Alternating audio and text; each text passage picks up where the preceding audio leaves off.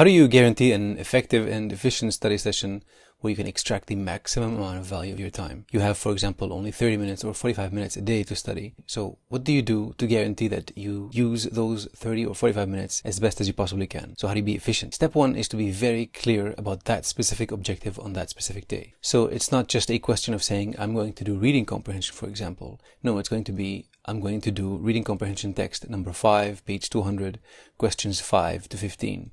Well, how do you do that? You have to be very aware of your overall objective. Say you're studying for a period of 4 to 5 months, maybe even 6 months. Your overall objective needs to be very clear. For example, it may be improving your ability to comprehend text and to manage numbers. So once that goal is very clear, then you break it down into smaller steps. Things that you can manage in 30 to 45 minute segments per day. On a specific day, you don't need to think about your exam or the long journey of preparation for the GMAT. You just think that I have to sit down for 30 minutes and do that specific text on that specific day. It's a lot easier to motivate yourself that way. So these are the two things that you have to do. Define your overall objective for a period of time and break down that objective into smaller conquerable goals in 30 to 45 minute segments. You will do more in that study session and it will be easier for you to motivate yourself.